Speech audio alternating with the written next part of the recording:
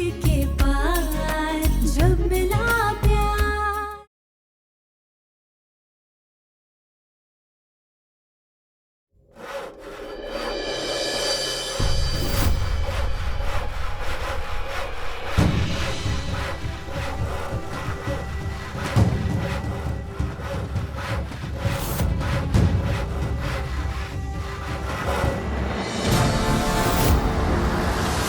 विलास और वैष्णवी, युग की तरक्की के सपने देखना बंद कर दो, क्योंकि युग कभी भी क्यों के बराबर नहीं हो सकता और ना ही कभी इस घर की जिम्मेदारी ले सकता है। तुम्हारे इस सपने को तोड़ने के लिए अगर हमें तन्वी की बलि भी देनी पड़े तो भी हमें मंजूर है।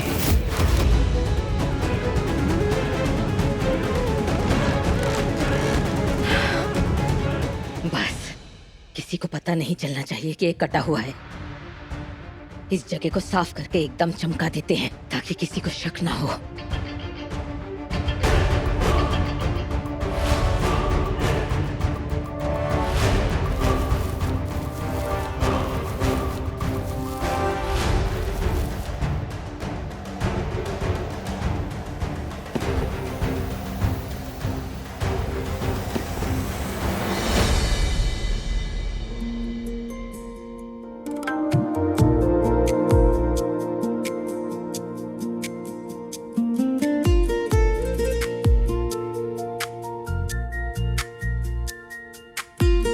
अंबाबाई, आपकी कृपा से युग ने जिंदगी में इतना बड़ा कदम उठाया है, बस उस पर अपनी कृपा बनाए रखना। उसका मन बहुत चंचल है, उसे इतना धैर्य दीजिए कि वो हर बात को समझे, सीखे और हर जिम्मेदारी पूरी निष्ठा से निभा सके।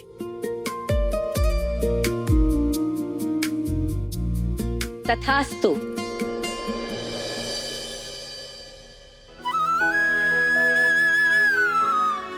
धन्यवाद अक्का साहब। युग बहुत भाग्यशाली कि उसके सर पे आपका आशीर्वाद है। नहीं बेटा, युग भाग्यशाली इसलिए है क्योंकि तुम उसके साथ हो। तुमने हर कदम पर उसे समझाया, सिखाया, रास्ता दिखाया, हिम्मत दी। देखो, वो कामयाब हो सके इसके लिए तुमने 56 भोग भी लगाए हैं। बस एक काम करना रह गया। कौन सा काम अक्का साहब? मुझे बताइए, मैं आपकी मदद करती हूँ। तन्वी, दुनिया बहुत कठोर है बेटा, खास तौर से युग जैसे बच्चों के लिए। कंपनी के मालिक का बेटा है ना, तो लोग उससे दुगने सवाल करेंगे। उसे बार बार अपनी काबिलियत को साबित करना पड़ेगा लोगों के सामने, और इसलिए बहुत जरूरी है कि वो पूरी तैयारी के साथ दफ्तर जाए। तैयारी? कैसी तैयारी? हिसाब किताब की तैयारी। उसे पता होना चाहिए कंपनी में कामकाज कैसे होता है, हिसाब किताब कैसे रखते हैं, किसानों के बही खाते कैसे रखे जाते हैं, सब कुछ। लेकिन हिसाब किताब का काम तो अलग लोग संभालते हैं ना। वो तो है बेटा, लेकिन मालिक का ये फर्ज बनता है ना कि वो कंपनी के बारे में सारी जानकारी रखे। खास तौर से हिसाब किताब पर नजर रखना बहुत जरूरी है। हमने देखा है, भाऊजी और प्रखर दफ्तर से बड़े बड़े रजिस्टर लाते हैं और सारी सारी रात उन पे काम करते हैं। वैष्णवी से पूछो कि वो रजिस्टर कहाँ रखे हैं, उसे मालूम होगा। जब युग वो रजिस्टर देखेगा तो वो और ज्यादा काबिल हो जाएगा। हाँ, धन्यवाद अक्का साहब। मैं अभी आई से पूछती हूँ।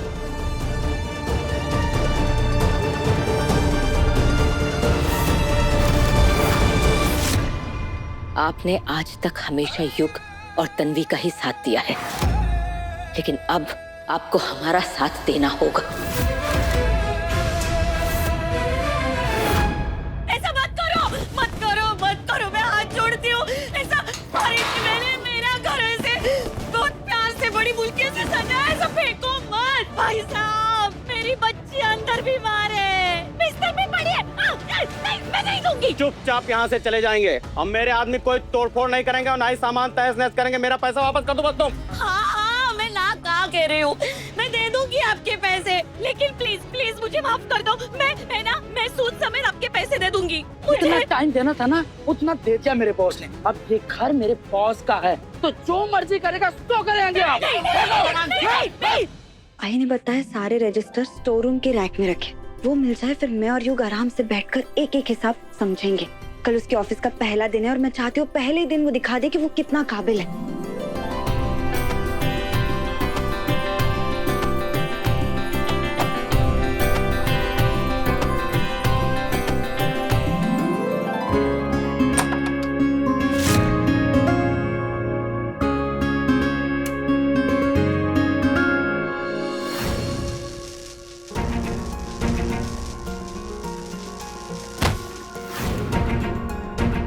जो कुछ भी बुरा था वो हो गया। हम बाबा की कृपा से सब अच्छा हो रहा है और आगे भी अच्छा ही होगा।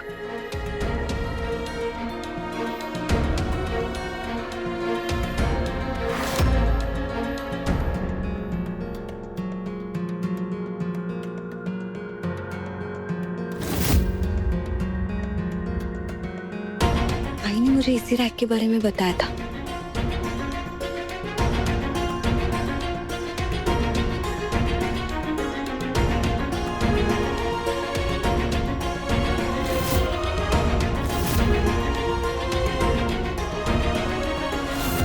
घर को मत चलाओ, नहीं ऐसा मत करो। आग लगाओ, आग लगाओ। नहीं, मैं अपने घर को जलाने नहीं दूंगी। आग लगाओ। नहीं ऐसा मत करो, मत फेंको।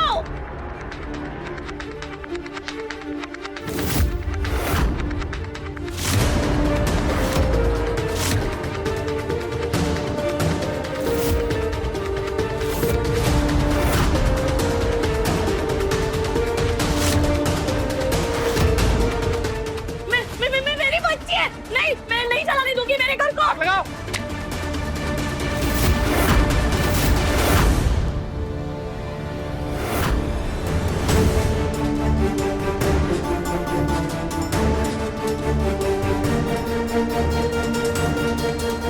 ये तो पुराना लग रहा है। इससे यू को कोई मदद नहीं होगी। मुझे नया रजिस्टर ढूंढना पड़ेगा।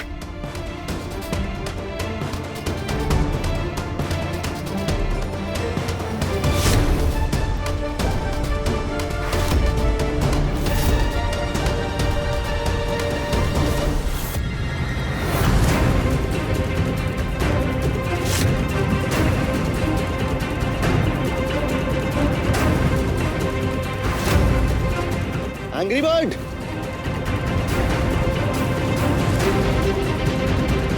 एंग्री बर्ड, कहाँ हो तुम एंग्री बर्ड? तन्वी, कब से तुम्हें ढूंढ रहा हूँ। तन्वी, हमें जल्दी से यहाँ से निकलना होगा। युग ने देख लिया तो हादसे के बाद उसे हम पर ही शक होगा।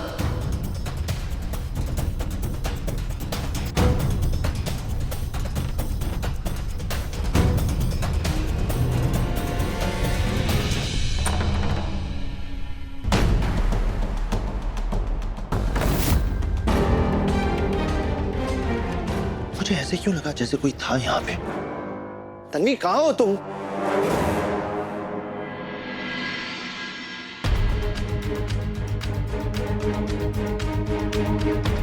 नहीं, अभी उसके सामने आ गया तो फिर से कोई नई जिम्मेदारी दे देगी, या तो अपना मोटिवेशन क्लास शुरू कर देगी। वैसे भी कल से तो ऑफिस जाना, लाइफ वैसे भी बोरिंग हो जाएगी। कम से कम आज तो आजादी से जीता हूं। भाग युग, भाग।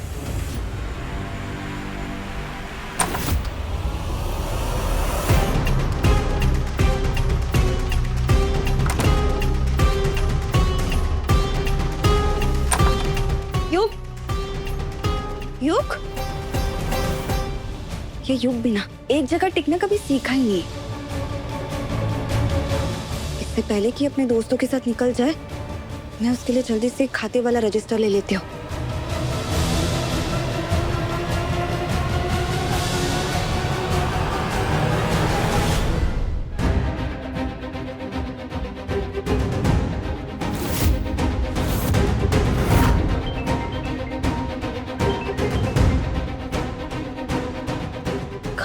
मुझे माफ करना, मैं आपसे मिलने आने ही वाली थी। मैंने सोचा था आज मैं घर आऊंगी, लेकिन मैं काम में ऐसे उलझ गई हूँ कि निकल ही नहीं पाई। हेलो हेलो हेलो काकू, हेलो हेलो काकू, आपकी आवाज नहीं आ रही है। हेलो, लगता है नेटवर्क की परेशानी है। हेलो काकू, मैं आपको 2 मिनट बाद दोबारा कॉल लगाती हूँ।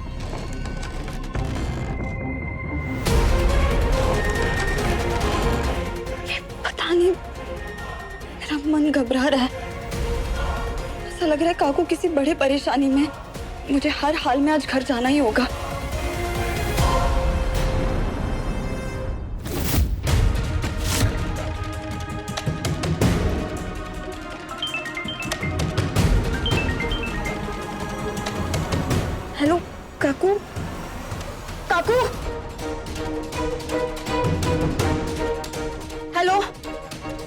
काकू, काकू मेरी आवाज आ रही है ना? हेलो काकू, क्या हुआ? हेलो। ना काकू से बात हो पा रही है, ना युग के लिए रजिस्टर निकाल पा रही हूँ। समझ में नहीं आ रहा है पहले क्या करूँ।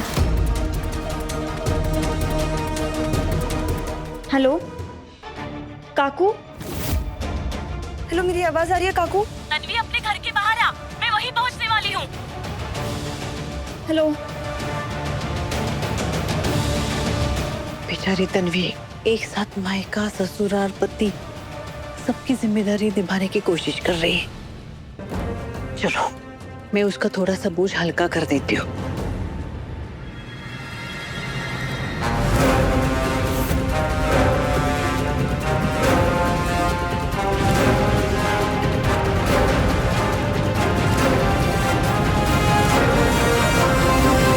Hello hello. अरे फोन काट क्यों दिया? पहले काकू ने खुद मुझे बाहर बुलाया, फोन काट दिया। ऐसा क्यों किया काकू ने? पता नहीं उनके साथ सब ठीक है या नहीं।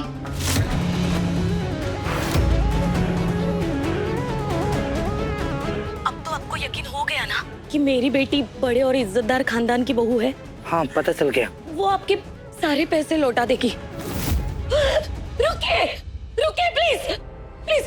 मेरी बेटी है ना, वो सरपोतदार खानदान की बहू है। मैं सच बता रही हूँ। अरे वो शक्कर के कारखाने हैं उनके बहुत सारे।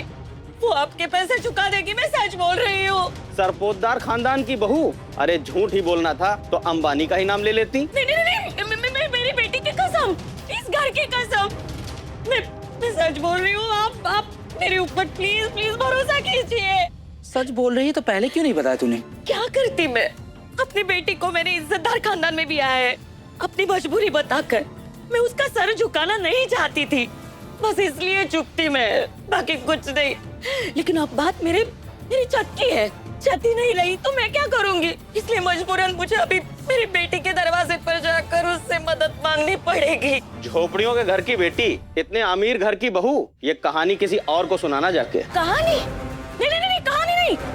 आपको अगर यकीन नहीं है ना तो आप उसके ससुराल जाके देखो। अरे मेरे एक फोन पर मेरी बेटी बिना सोचे दौड़ी चली आएगी। मुझे थोड़ा समय दो, मैं आपके सारे पैसे दे दूंगी। क्यों? यकीन हो गया ना आपको? हाँ मुझे पता चल गया। अगर मेरे बॉस को पैसे नहीं मिले ना तो मुझे अच्छी तरह पता है कि कहाँ आना है। ठीक है।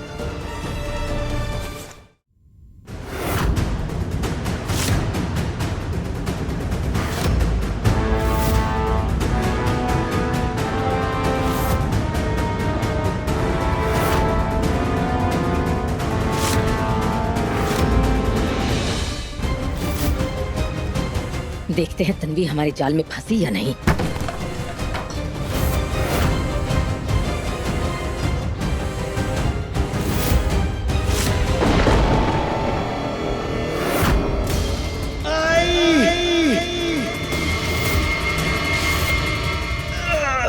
मैं आपको कुछ नहीं होने दूंगा आई। मैं आपको कुछ नहीं होने दूंगा आई। उठाओ, कोशिश करो, उठाओ वहां से, उठाओ। उठा प्रखर।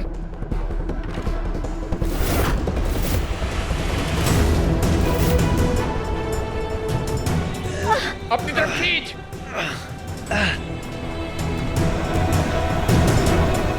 ध्यान से भाऊजी।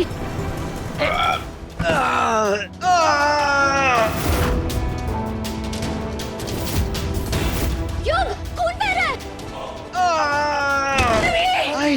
आई किसी ने डॉक्टर को फोन किया क्या? डॉक्टर आ रहे हैं।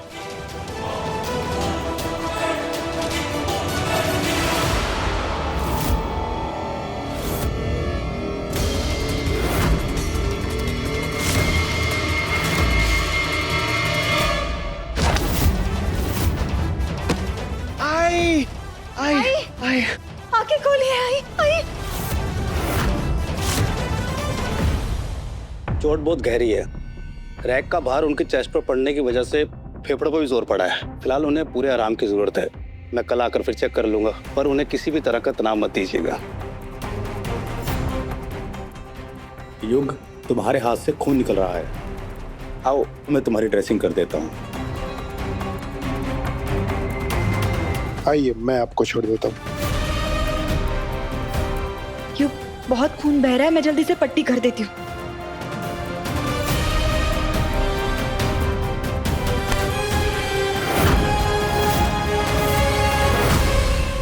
युग, मुझे एक बात बताओ तन्वी, आई तुम्हारे लिए वो अकाउंट्स का रजिस्टर लेने स्टोर रूम में क्यों गई?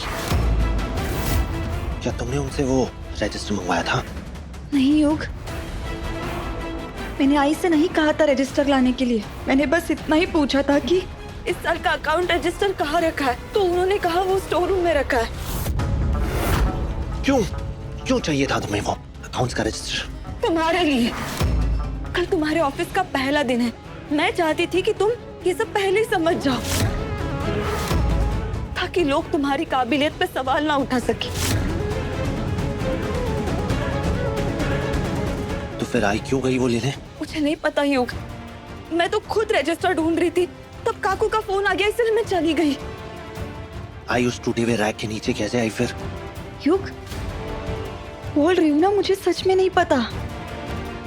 मुझे अंदाजा ही नहीं था कि मेरे बाहर जाने के बाद आई बाहर चली जाएगी। अच्छा, ये देखो ना, ये काकू का फोन आ रहा था मुझे बार बार। उन्होंने मुझे कहा कि वो घर के बाहर आ गई हैं, इसलिए मैं उनसे मिलने बाहर चली गई थी।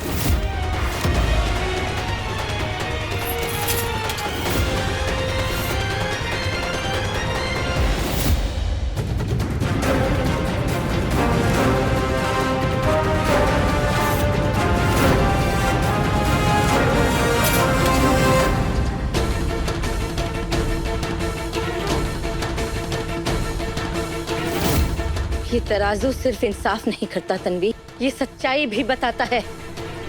इसके एक पलड़े में तुम्हारा मायका है और दूसरे पलड़े में तुम्हारा ससुराल। हम ये नहीं कह रहे कि तुमने किसी गलत इरादे से कुछ भी किया, लेकिन तुम्हारी एक छोटी सी गलती से आज हमारी वैष्णवी की जान खतरे में है। वो वैष्णवी जिसने कभी इसे अपनी बहू नहीं समझा, हमेशा इसे अपनी बेटी माना, इसकी परेशानियों को अपनी परेशानी समझा उसने, और एक छोटा सा काम कराने के लिए तुमने उस वैष्णवी की जान को खतरे में डाल दिया तन्वी।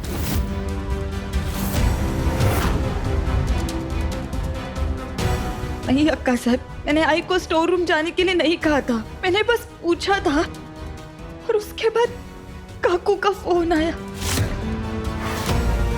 क्या? तो कहाँ है वो?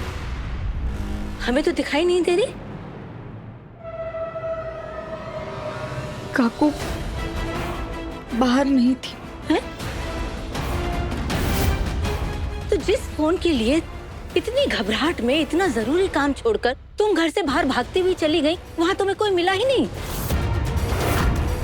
इतने फालतू फोन के लिए तुमने हमारी वैष्णवी की जान को खतरे में डाल दिया। ये देखो कितनी अजीब बात है, ये तराजू भी यही दिखा रहा है। युग के नए जीवन की सबसे पहली सीढ़ी का सबसे जरूरी मोड़ था ये रजिस्टर, और इसको छोड़कर वैष्णवी की जान को खतरे में डालकर गैर जिम्मेदारी से तुम घर से बाहर भागती हुई चली गई। मतलब सरपोतदार परिवार तन्वी को चाहे जितना भी प्यार, मान, सम्मान, अपनापन कुछ भी दे, लेकिन हमें बहुत दुख के साथ कहना पड़ रहा है भाऊजी कि तन्वी के लिए हमेशा इसका मायका ही इसके ससुराल से ज्यादा भारी रहेगा। विषय संभला।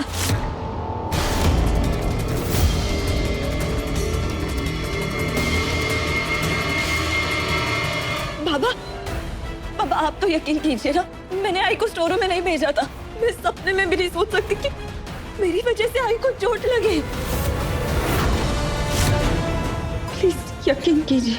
सिर्फ इरादों से गलती नहीं होती तन्वी, कभी कभी सिर्फ एक लापरवाही भी बहुत भारी पड़ जाती है। अब मुझे ऐसा लग रहा है कि मैंने तुम्हें जिम्मेदारी देकर बहुत बड़ी भूल कर दी है तन्वी।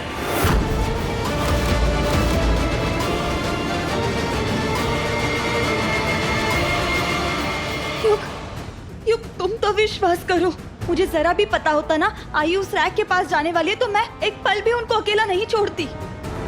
अम्बा भाई की कसम। Stop it, you!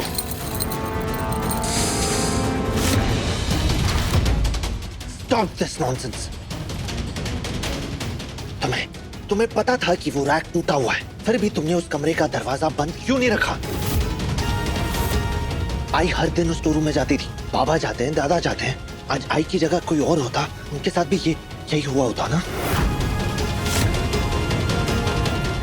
लेकिन तुम्हारे लिए तुम्हारा वो नॉनसेंस फोन कॉल मेरी फैमिली की सेफ्टी से ज्यादा इंपॉर्टेंट था।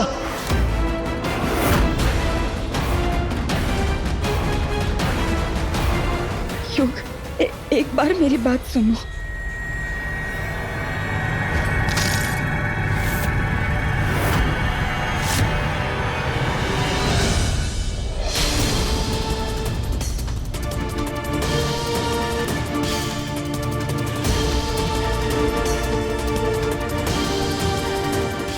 सॉरी डैड, लेकिन कल से मैं ऑफिस नहीं आ पाऊंगा।